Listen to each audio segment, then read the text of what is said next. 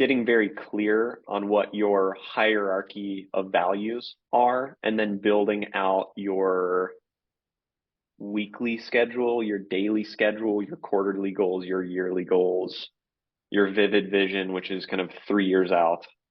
Just getting clear on those so that at the end of the day, if you're very clear that you completed the tasks that you set out to do today, then I'm able to be home and content because I knew what I needed to do today to move my business forward. Hello, everyone, and welcome to the Moeller Real Estate and Business Podcast. I'm your host, Phil Moeller, and on this podcast, we will be interviewing guests that have made their mark in real estate, in business, and in other areas of life. Listening to podcasts myself has helped me in so many different ways and continues to do so. If you're a real estate investor or an entrepreneur, or aspiring to be either, or just someone that wants to learn, you've come to the right place. An easy way to have an impact is to share this episode with friends or family, provide a review, or just spread the word. We greatly appreciate it, and now let's get to the show.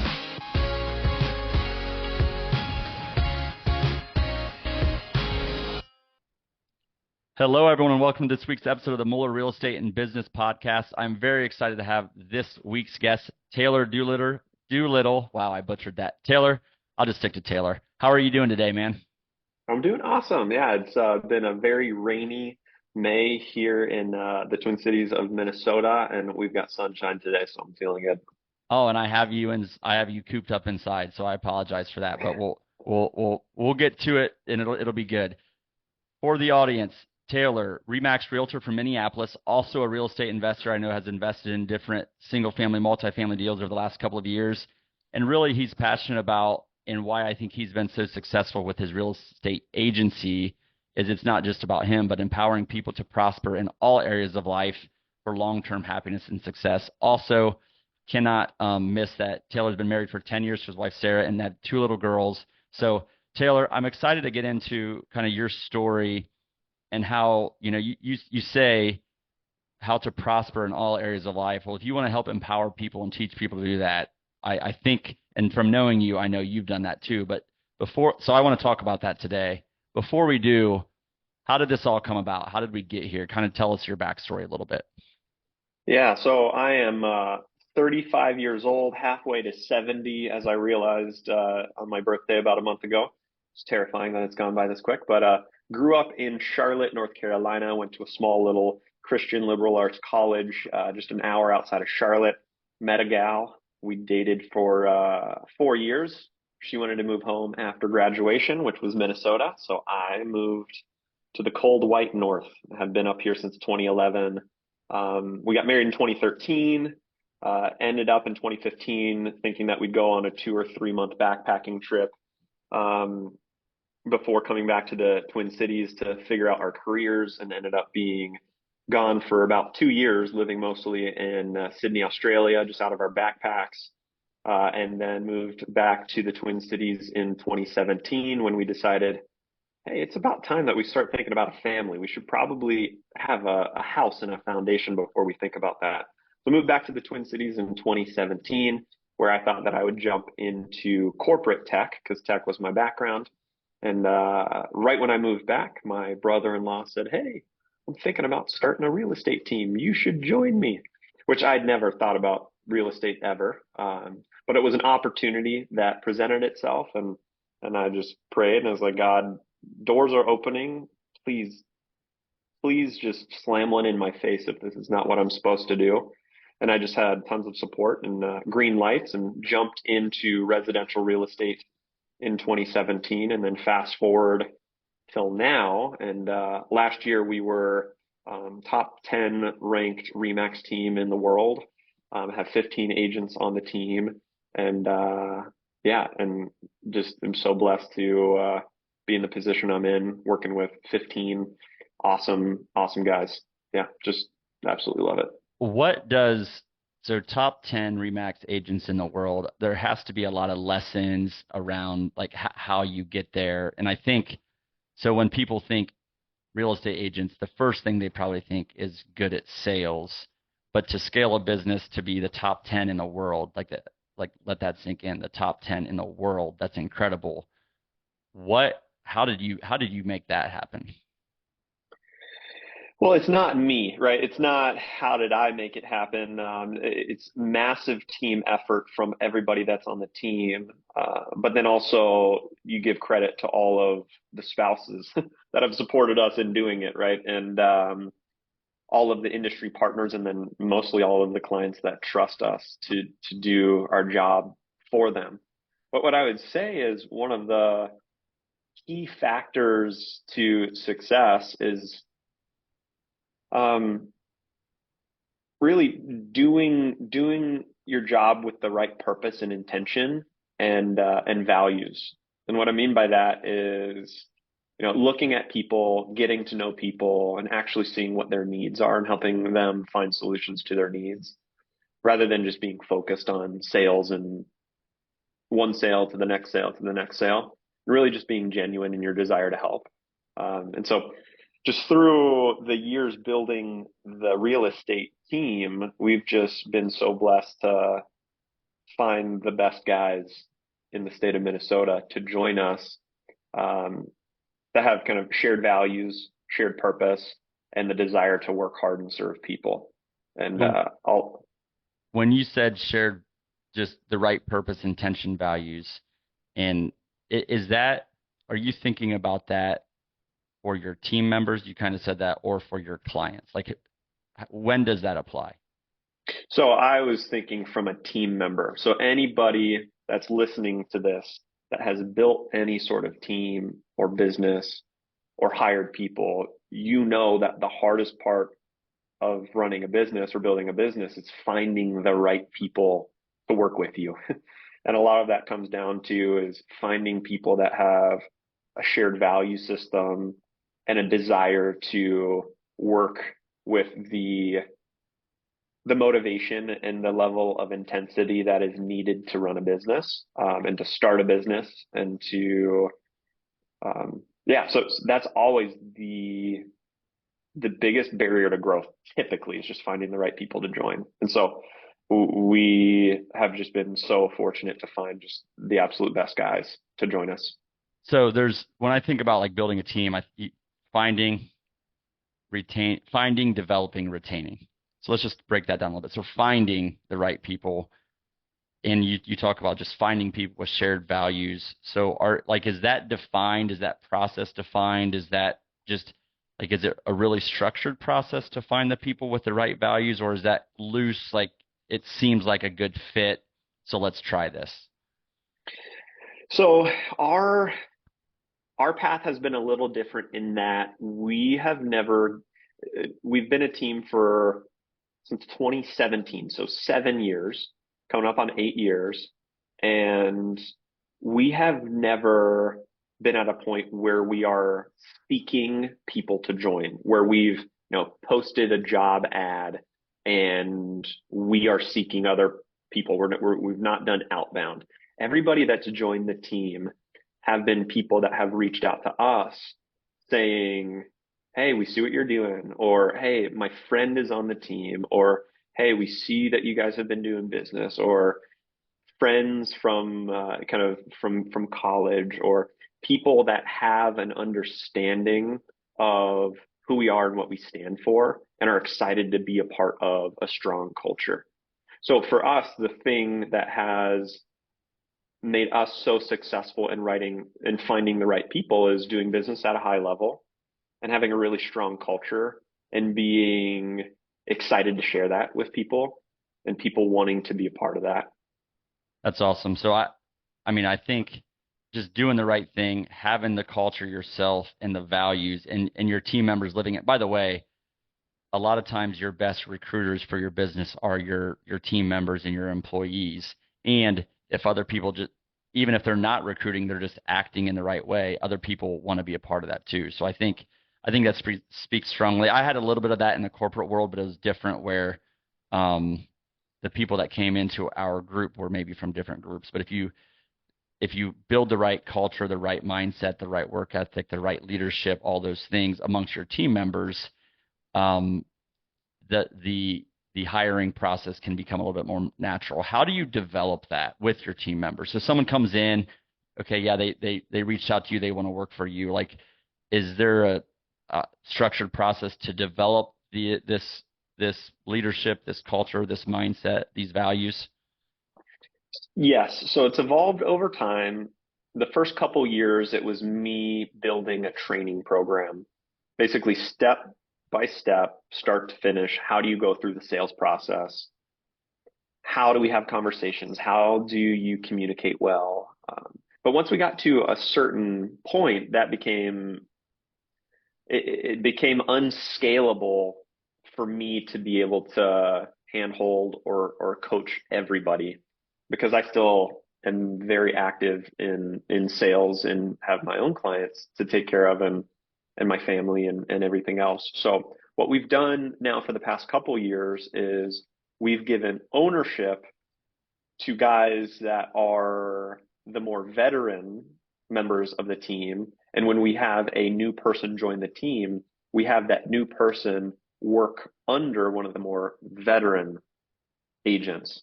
And so that veteran agent takes ownership over the training and the questions. And as compensation, they get a split of commission for a certain amount of time. So it's worth their time. So they are incentivized to then bring this person up and help them be as successful as possible. So that's what we've done the past couple of years, and that's been very, very successful. It's amazing. Well, again, to be top 10, you said it wasn't us at the beginning. I think I call BS on that because I know how good of a leader you are and really just what you stand for and your core values. So I'll call you out on that because you're very humble, but you guys have done a phenomenal job. I want to talk, you said in your intro, just all, success in all areas of life. I'll just start with what does that mean to you?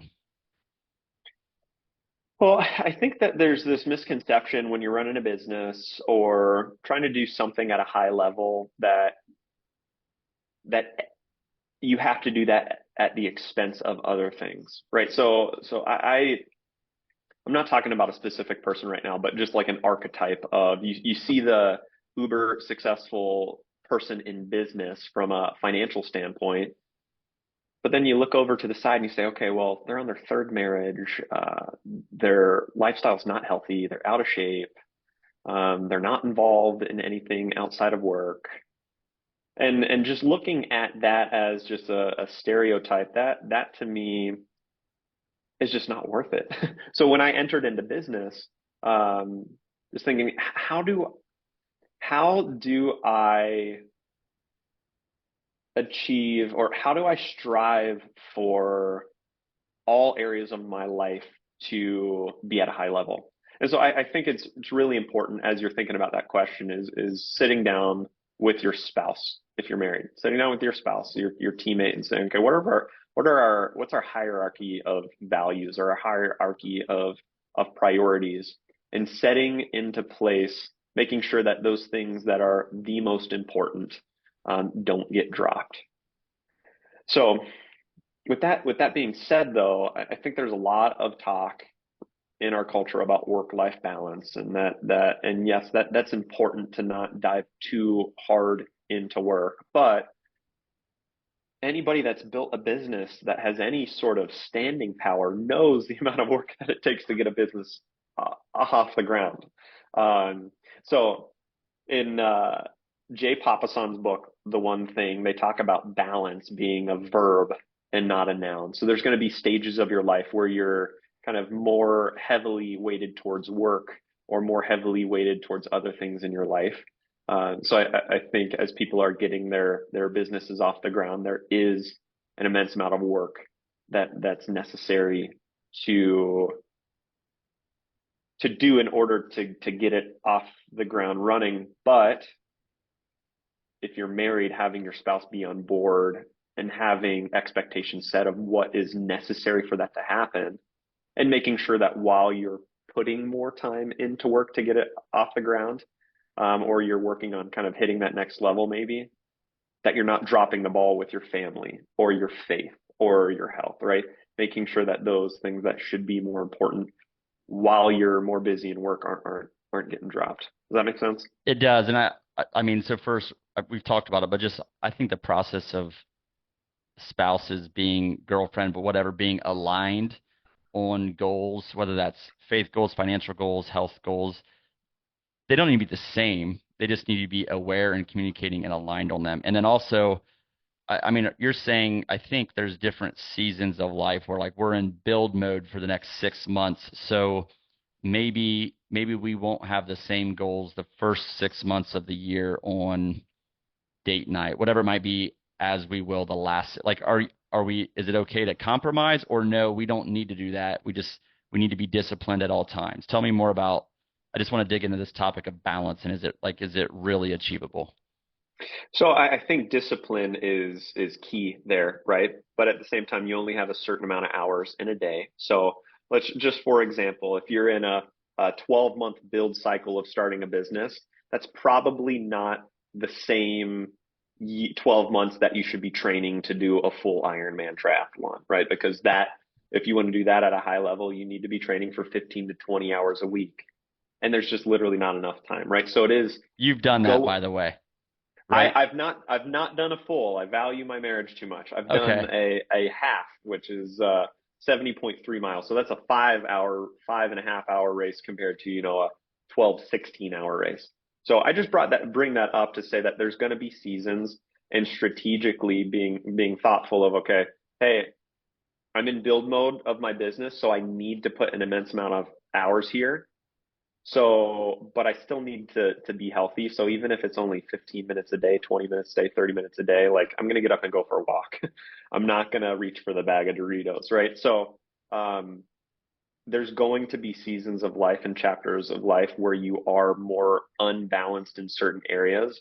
But in my opinion, if that's with a purpose and an end goal, and you're not compromising your values, and you have your partner on board with being on that track, then that's totally okay. And it seems like there's like this balance. This it's all relative, right? Like balance, but there's certain things that just should not be compromisable ever.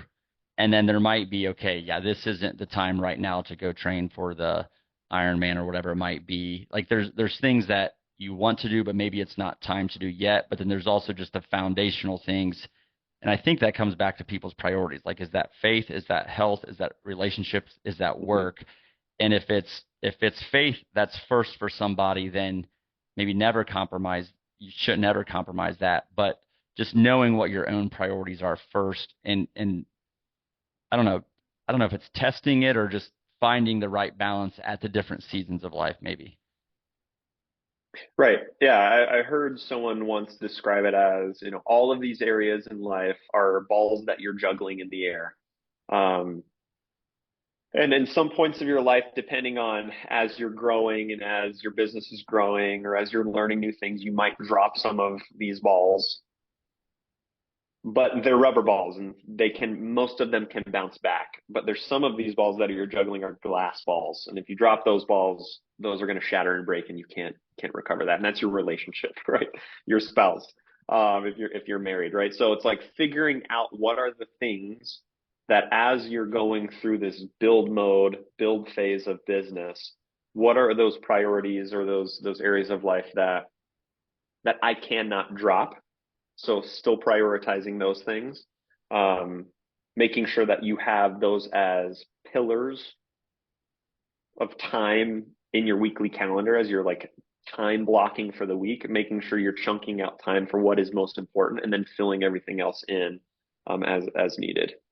So maybe we can spend, like you mentioned in your intro, like family, faith, health, and in business, but like if there are one or two things that you've done that have had a dramatic impact on your current situation or growth within those buckets, or something you're working on, whether it's like, yeah, this has worked really well, or this is something I'm trying. Like if we just go through this, so like family, like what are one or two things that you are, if I'm allowed to ask this, you're looking at me like, for those on the video, Taylor's like, oh, Phil's putting me to the test here. Dang right I am. So, uh, Taylor and I are buddies. He can handle it. I know he can. Family, tell us one or two things you're doing there.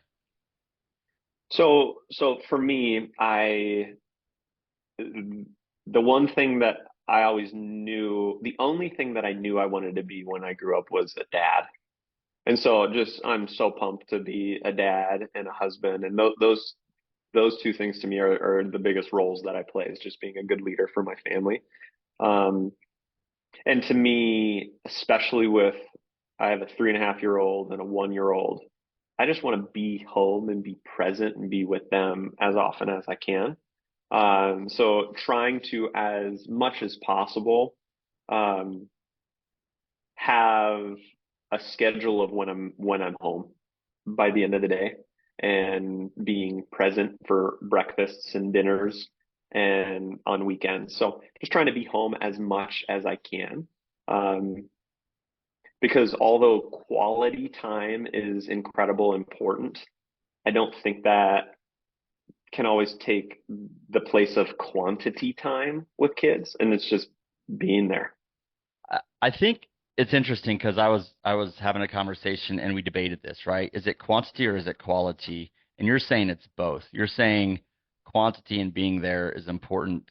I mean, I'll just say it admittedly, like as an entrepreneur for myself, sometimes I'm there, but the fact that you said like to be present at home probably means maybe it's not automatic that you are. For me, it's not automatic that I am. Like I need to try to be present at home. I need to make it intentional. So, but what if I said no, quantity is BS, it needs to be quality. Otherwise, like the quantity doesn't matter. What makes you say quantity is all, you're not saying quality is not important, but why is quantity also important? And quantity, I don't think necessarily needs to be strictly defined as the amount of hours you're at home, but when you are home, being present, Okay. right? So making that time at home, because I remember the first 3, 4 years of starting a business, and at all times you are thinking about business, and it's hard. You feel guilty for not working all the time, and it's just really easy to just always be in your mind thinking and not being present. Now, I was fortunate enough to go through that phase when we didn't have kids yet. So it's easier said than done on my end, because we started having kids once I was at just a little bit of a different phase of my business. But even now, it's so easy for me to get into the habit of, okay, I'm home, but I'm not present and playing, and I'm thinking about work, or I'm thinking about other things. And so I just think it's really important to be able to spend time with your kids. I mean, at the end of the day, it's probably your kid is going to remember that one time you went to Disney World, but they're going to remember more often probably the time that you're just playing in the backyard, right? Yep. That those normal times Yeah. together. And So I think I think you are saying it's like being there but not present isn't like isn't the time you're talking about. You're saying the quantity of time yeah. that you're there and you're truly present is important. What about by the way, the time blocking thing I think is so important. Like this, like if you know you have work to do or you know you have thinking or planning to do, like block that. Even if it has to be in the evening, then plan that and plan other time where you're at home and present with your kids. I think is how you're like just know what you're going to be doing and just plan it, time block, and then make sure you get the high priority items in as well. Yeah, I think when I first started my business that I had skewed expectations, skewed perspective of what I thought clients expected of me. And so thinking that I needed to be available to them at all times of day, night or day, and then realizing as I got further into my business that if I don't respond to this text until the morning, they are totally fine with that. They just sent the text at 8 p.m. because that's when they thought of the thing, right? So understanding the difference between importance, something that's important versus urgent versus we gotta respond to it now versus later. And then also understanding that, if I truly say that my family is priority to me, and in certain cases I have a client that doesn't respect that, well, then that's maybe not a client that I need to be working with, and that's okay. There's for sure other business people that would be happy to work with that person. So Love it. Just being okay with that and learning through that as I grew in my business. What about faith? I mean, if you're comfortable talking about it, like what about faith? Like what are just one or two things that you do that you've either implemented or are working on that keep that a priority? Yeah, so I'd say that that's my number one. So faith and then family, and health.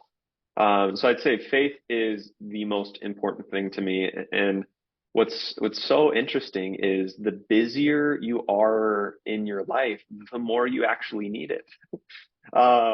Which is just so counterintuitive. Mm-hmm.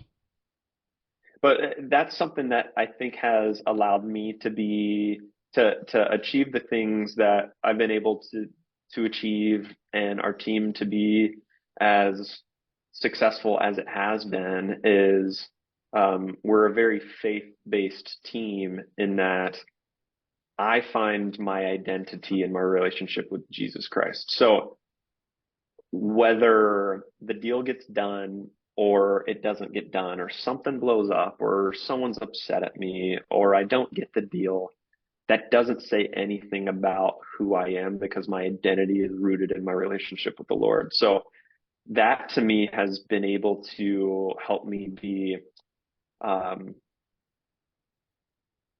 a very motivated, bold business owner, and go for things, because if something doesn't work out, then that doesn't say anything about me or who I am. And I So that to me is really, really important. First of all, that's fantastic. And I think the level of emotional intelligence, I think that your faith probably provides you because you just know you're doing the right thing, but you can't control what other people are thinking, or you're not going to get emotional about what other people are thinking because you know you're doing the right thing. I think I just the foundation is so important, and I love that. Like the busier you are, the more you need it. I think is a really really awesome phrase. What about health? I mean, you just talked about it a little bit, but you've done some pretty maybe extreme health challenges or health events. Is that what is it big events, or do you like is it just the day to day that you think you excel at? Well, I'd say both.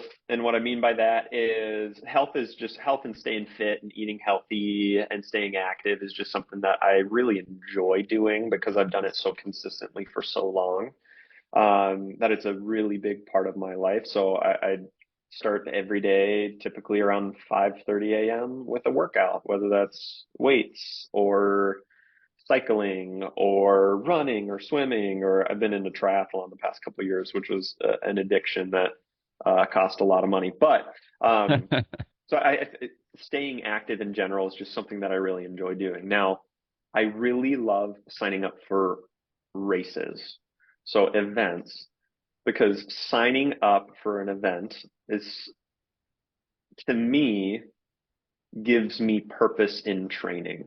And I think this is a good metaphor for a lot of things, right? So having that end goal, and having a training plan set out to me, gives me purpose to wake up at 5:30, because I signed up for this thing and I got to do it.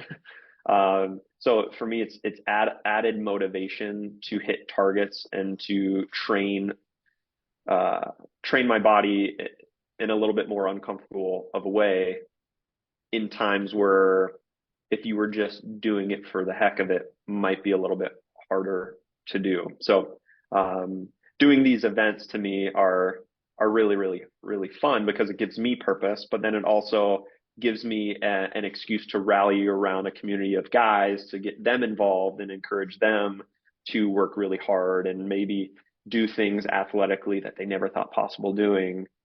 But then also we take those events and we wrap it around a cause.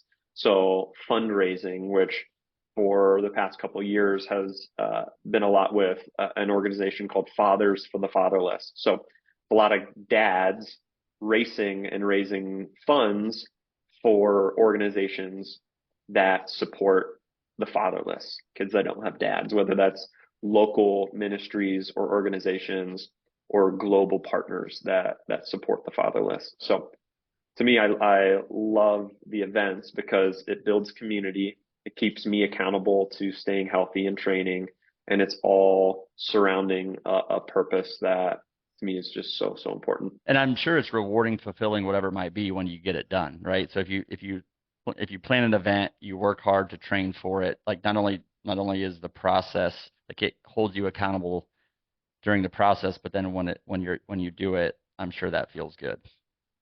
Oh, it feels great. I mean, coming down that finishing line chute with thousands of people lined on either side, cheering for you, screaming your name.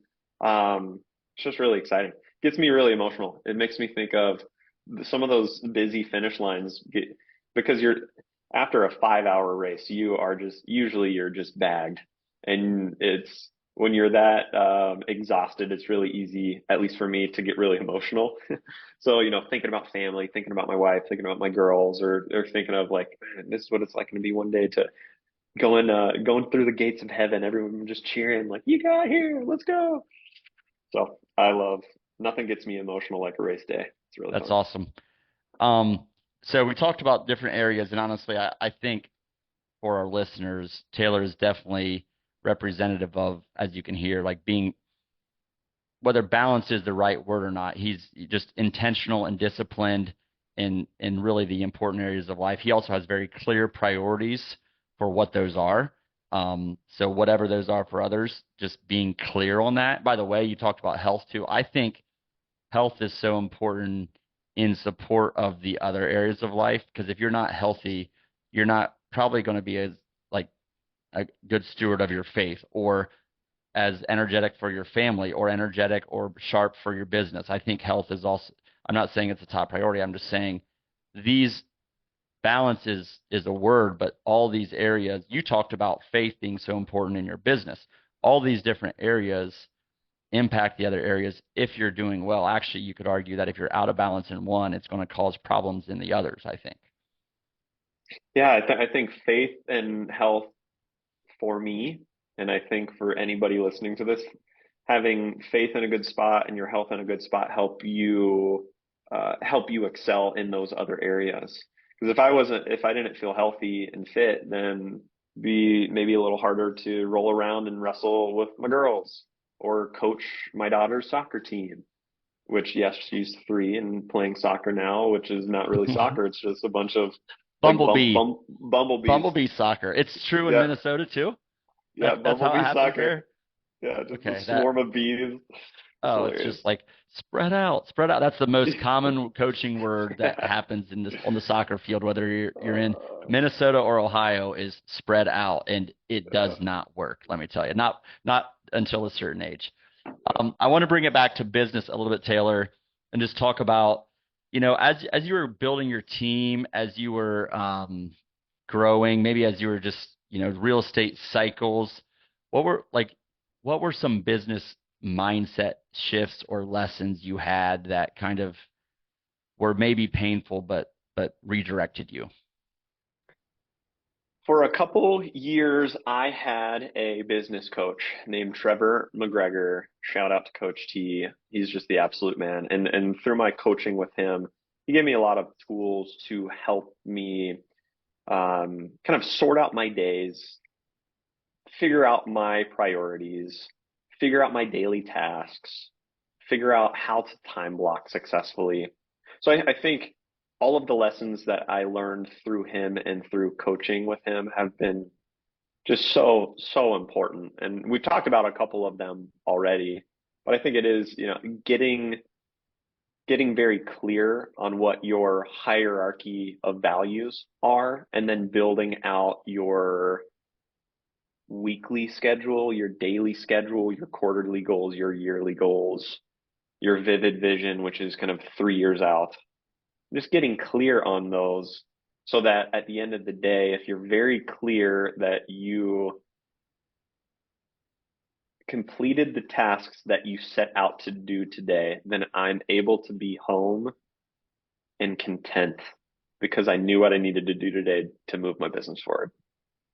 I've not heard I've not heard other people say it that way. Not like so understanding your priorities and your values, your tasks, your time blocking, your schedule, your just everything you want to get done.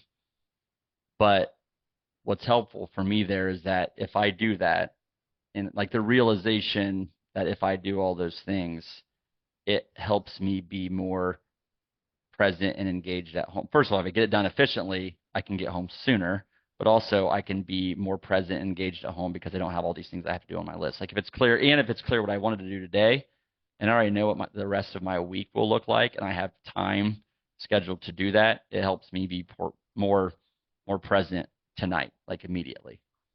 Well, you as a business owner know the actions you need to take on a weekly basis to move your business forward. And so we've all had those days when we get back home and you just think, what the heck did I even do today? And then it's hard to turn it off in your brain of like, I have so much to do. Whereas if you do a good job of kind of time blocking and being very clear on the tasks that you need to achieve, the actions you need to take on a daily basis, well, then at work, you do those tasks that you know are going to move your business forward. So when you get home that night, you can be content in the fact that you did what you needed to do today.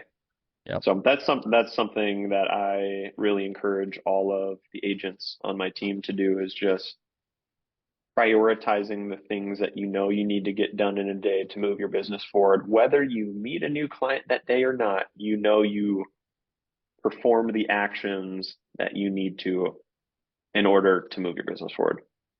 What about if you go back, like just some like a major fear, maybe limiting belief that you had that you kind of overcame as you built your business? Well, I can say specific. Am I allowed to say specific to residential real estate? Absolutely.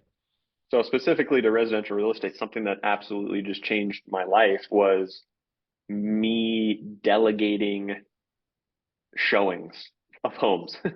um, so this is something that was a limiting belief of mine, saying, well, people work with me because they want to be my best friend. And if they're not hanging out with me in houses, then why are they going to work with me? And so I think coming to the realization, which is just kind of a hilarious realization, is people don't hire me to be a real estate agent because they need a new best friend. They hire me to be a real estate agent because they need a house. How transformational is that? But I think it's Uh, important, like the limiting belief of delegation as a general theme for business owners, and like what are those like identifying the tasks that you really like energize you, but the tasks that maybe don't energize you or are just time consuming or not high dollar productive activities, I think is an important process, and that there are people that can do that for you, enjoy it, and be really good at it too. exactly. I mean, every business owner starting a business just constantly has beliefs of like, well, I can't delegate this because they're not going to do it as good as I know how to do it. Um, and that's just such a common theme for any business at any size. And so specifically in real estate was going in and showing people through homes. But from a time standpoint, that's not, you can only scale so big when you are the resource and your time is the resource unlocking doors.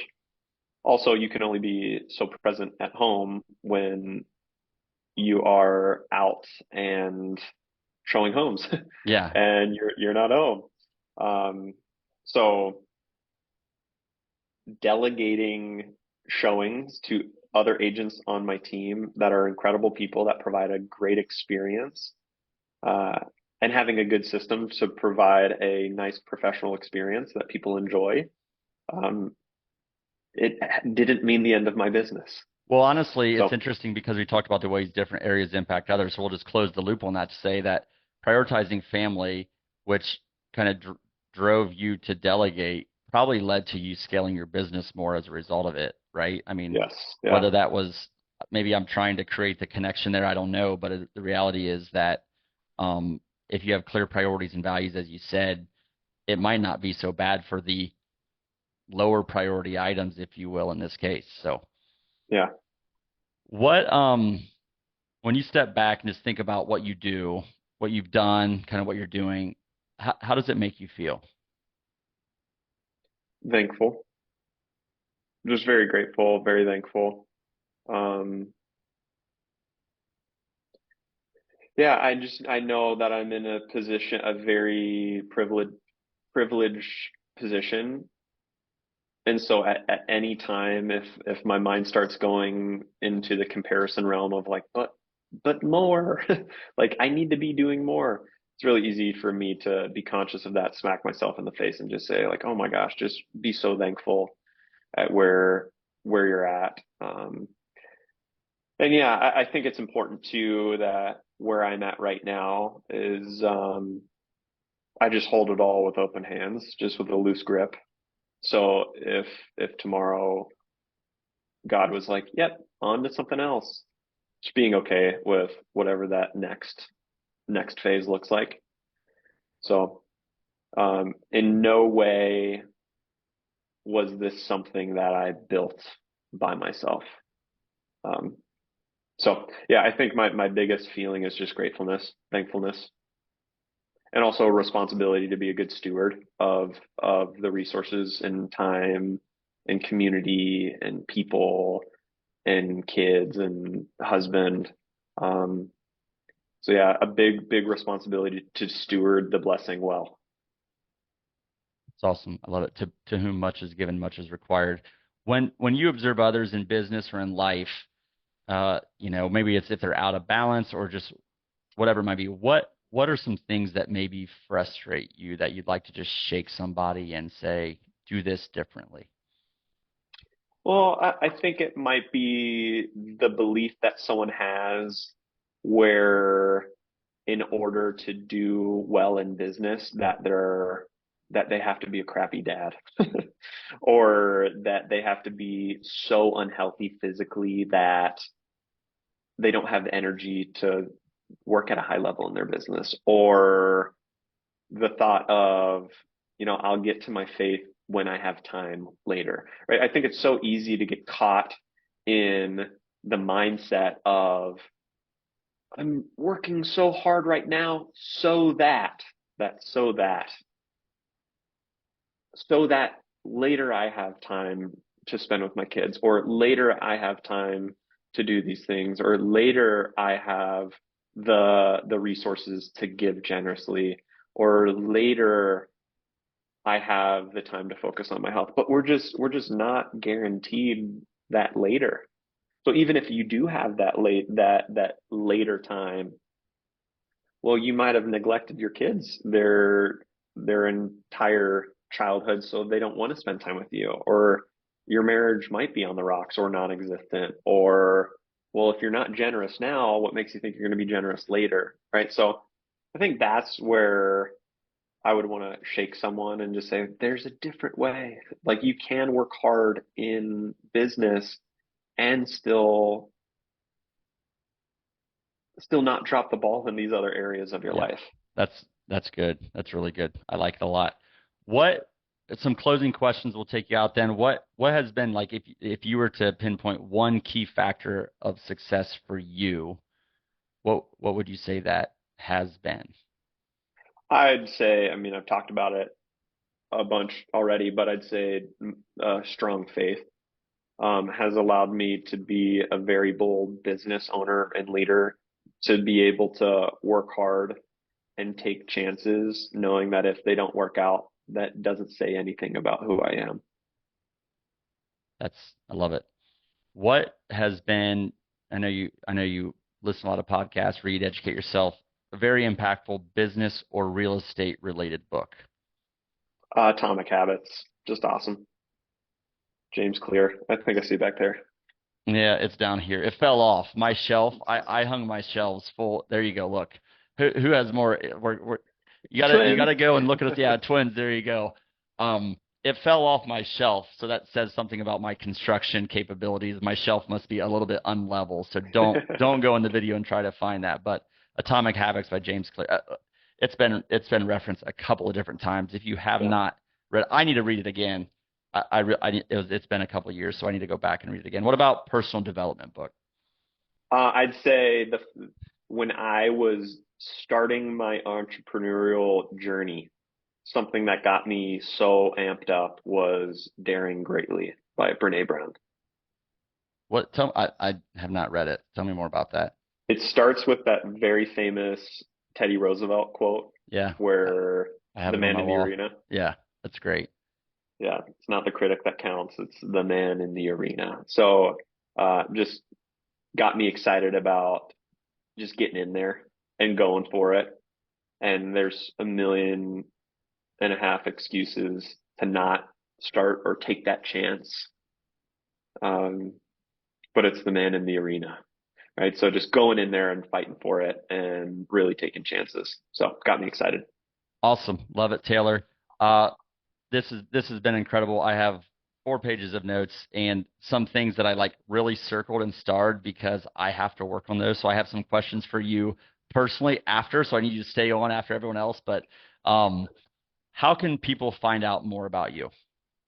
I'd say I'm most active on Facebook. There's not many Taylor Doolittles. So if someone finds me on Facebook, I've got my real estate headshot up there, or Instagram at Taylor Doolittle. If anybody wants to chat about anything further or wants clarification, or has any questions, would be absolutely happy to connect with anybody. This is a horrible, like, does everyone ever joke like Taylor does a lot versus do little? Like, you're clearly not just doing a little. So that's an absolutely horrible joke. I may edit this completely out of the podcast. I don't know. I'll ask Vanessa, who helps a lot, if it was just too cheesy to even. Have you heard it before? I get it probably once a week. Yeah. Oh, that makes it even worse. Well, Taylor, we really appreciate it. I won't butcher your name again like I did at the beginning, but I guess it's fitting to start with me butchering it and end with me with a horrible, probably dad joke. So I very much appreciate like just the discussion on balance, what balance really is, how these different areas of life impact each other, like the others, in very positive ways. Quite frankly, not they don't have to pull from each other. They actually support each other, has been really helpful for me and I'm sure for our listeners. So I really appreciate it. Well, thanks so much, Phil, for having me. Just excited about what you're doing in the community that you're building over there. And yeah, just happy to chat about this stuff anytime. Taylor, thanks so much for the Moeller Real Estate and Business Podcast. Signing off. Thank you for listening to the Moeller Real Estate and Business Podcast. We hope you found today's episode helpful. If you know current or aspiring investors or entrepreneurs or anyone that would benefit from today's episode, we appreciate you sharing it with them, or better yet, providing us a 5-star review. To learn more about Moeller Real Estate, visit our website at www.moellerre.com. You can also sign up for our newsletter or local events via our website. In closing, I encourage you to be purposeful in all areas of life, educate yourself, network with others that have been successful, take action, and lead. Thank you.